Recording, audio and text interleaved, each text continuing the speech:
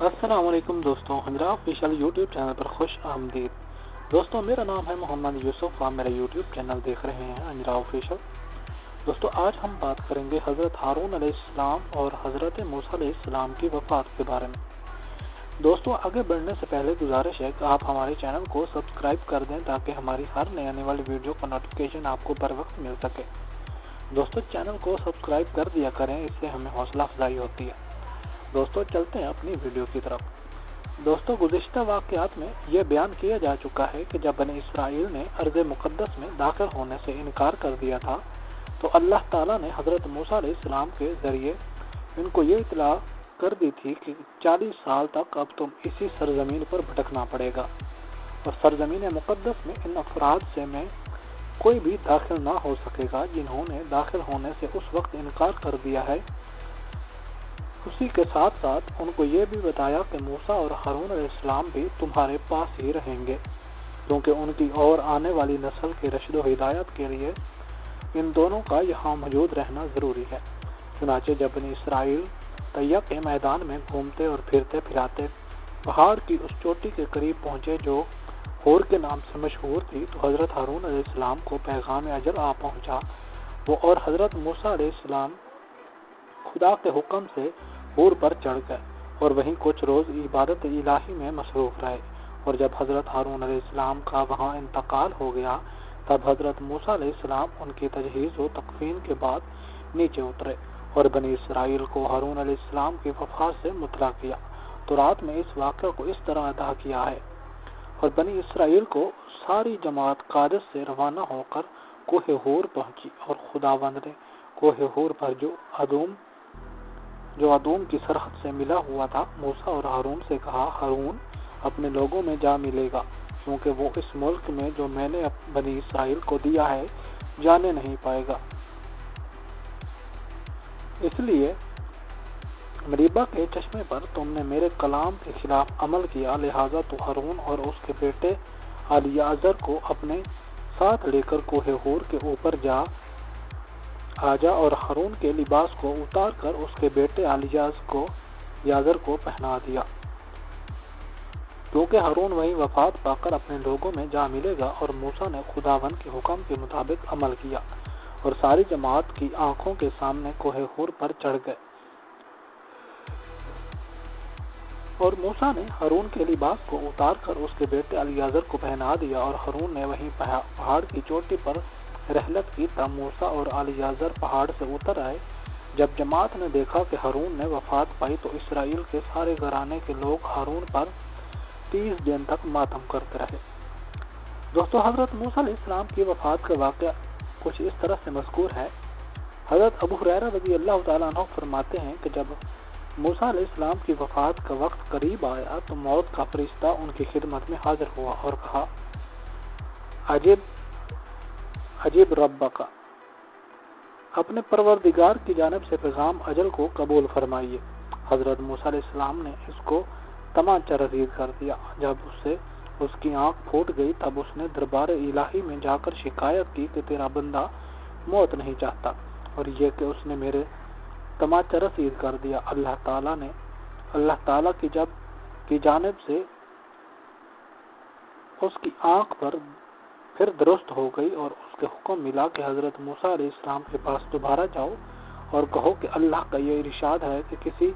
بیل کو کمر پر تم اپنا ہاتھ رکھ دو، جس قدر بال تمہارے مٹھی میں آ جائیں گے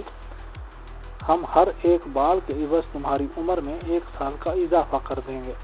فرشتہ نے دوبارہ حاضر ہو کر حضرت موسیٰ علیہ السلام کو خدا تعالیٰ کا پیغام سنایا۔ حضرت موسیٰ علیہ السلام نے دریافت کیا کہ بار الہی اس کے بعد کیا انجام ہوگا؟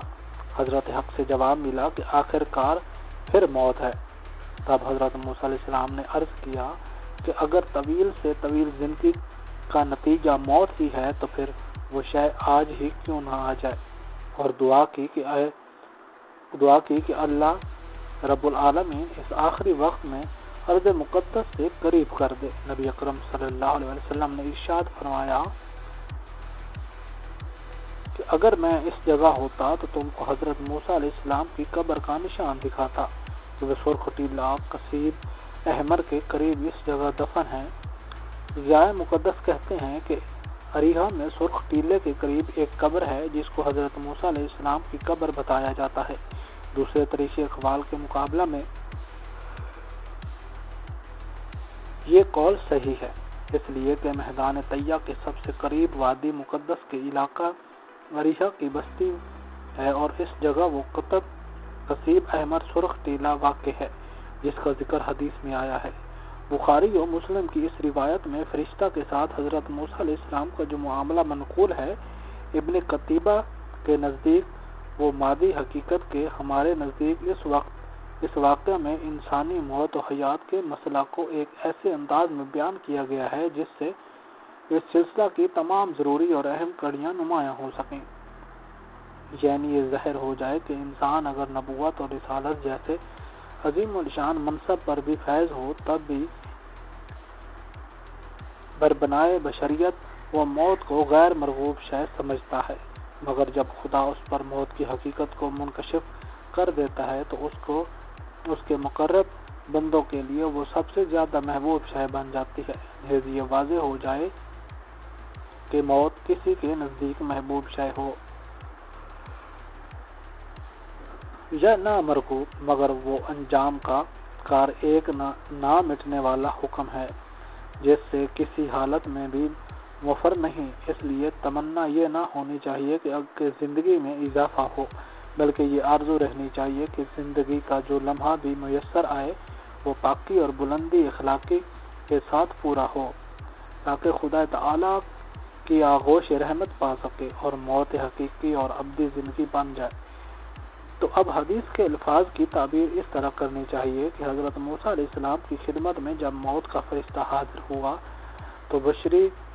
شکل و صورت میں تھا۔ حضرت موسیٰ علیہ السلام اس کو اس حالت میں اسی طرح نہ پہچان سکے جس طرح حضرت ابراہیم علیہ السلام اور حضرت لوط علیہ السلام عذاب کے فرشتوں کو ابتدائی نہ پہچان سکے۔ حضرت موسیٰ علیہ السلام کو یہ ناگوار گزرا کہ ایک اجنبی شخص بغیر اجازت کیوں ان کی خلوت قدہ میں گھس آیا اور اس کی موت کا پیغام دینے کا کیا حق ہے، اور طیش میں آ کر منہ پر تماچا مار دیا۔ فرشتہ بشکل انسان تھا، لہذا بشری اثرات نے کام کیا اور آنکھیں مجروح ہو گئی، مگر جس طرح عذاب کے فرشتوں نے آہستہ آہستہ حضرت ابراہیم علیہ السلام اور حضرت لوط علیہ السلام کو اپنی اصل حقیقت سے آگاہ کر دیا تھا تو موت کے فرشتہ نے حضرت موسیٰ علیہ السلام کو آگاہ نہ کیا اور فوراً غائب ہو گیا اور درگاہ الہی میں جا پہنچا۔ اللہ تعالیٰ نے اس کو پھر ملکوتی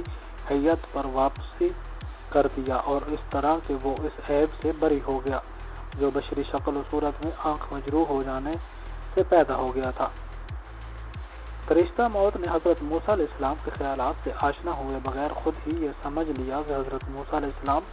موت کے نام سے خفا ہو گئے اور وہ موت نہیں چاہتے، اور دربار الہی میں جا کر یہ شکایت کر دی کہ تیرا بندہ موت نہیں چاہتا۔ خدا تعالیٰ نے فرشتہ کی غلط فہمی اور حضرت موسیٰ علیہ السلام کی جلالت شان دونوں کے اظہار کے لیے یہ طریقہ اختیار فرمایا کہ دوبارہ جاؤ اور حضرت موسیٰ علیہ السلام کو جا کر ہمارا پیغام سناؤ۔ ادھر فرشتہ پیغام حاصل کر رہا تھا اور ادھر حضرت موسیٰ علیہ السلام نے اجنبی شخص کے غائب ہو جانے پر فوراً یہ محسوس کر لیا کہ در حقیقت یہ معاملہ انسانی معاملات سے جدا اور دوسرے عالم کا ہے۔ چنانچہ جب فرشتہ اجل نے دوبارہ حاضر ہو کر حضرت موسیٰ علیہ السلام کو پیغام الہی سنایا تو ان کا لہجہ اور طرز گفتگو بالکل دوسرا ہو گیا اور انجام کار وہ رفیق اعلیٰ سے جا ملے اور قربت موت کی جو چند گھڑیاں تھی وہ موت سے قبل اس طرح سامان عبرت و معزت بنی صحیحین کی حدیث کے مفہوم و مطلب سے متعلق یہ ایسی تعبیر ہے جس سے وہ تمام سوالات و اشکالات حل ہو جاتے ہیں، اور اس سلسلہ میں علماء کے درمیان میں زیر بحث آئے ہیں۔ تورات اور کتب تاریخ میں ہے کہ حضرت موسیٰ علیہ السلام کی عمر 12 سال کی ہوئی اور حضرت ابراہیم علیہ السلام کی وفات اور حضرت موسیٰ علیہ السلام کی وفات کی ولادت کے درمیان میں تقریباً 2.5 سال کا عرصہ ہے۔ तौरात में हज़रत मूसा अलैहिस्सलाम की वफ़ात का जिक्र मुतअद्दिद मकामात पर किया गया है। इनमें से एक जगह मज़कूर है कि और मूसा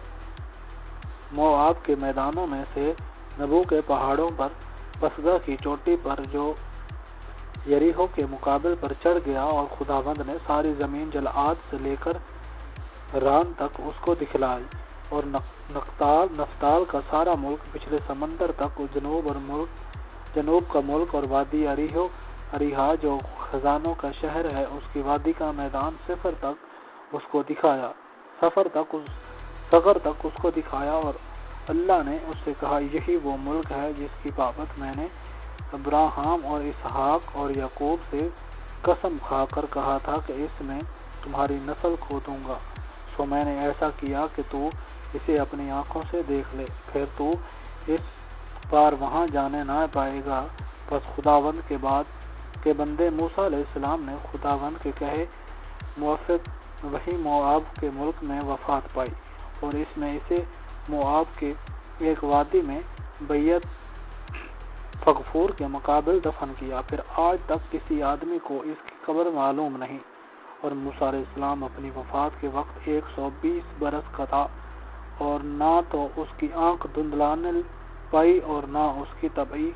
कुव्वत कम हुई। दोस्तों, ये थी हमारी आज की वीडियो। उम्मीद करता हूँ आपको हमारी वीडियो अच्छी लगी होगी। दोस्तों, वीडियो अच्छी लगी है तो वीडियो को लाइक कर दें, चैनल को सब्सक्राइब कर दें ताकि हमारी हर आने वाली वीडियो का नोटिफिकेशन आपको बर वक्त मिल सके। दोस्तों, मिलते हैं एक नई वीडियो के साथ। तब तक अपना बहुत सारा ख्याल रखिएगा। अल्लाह हाफिज़।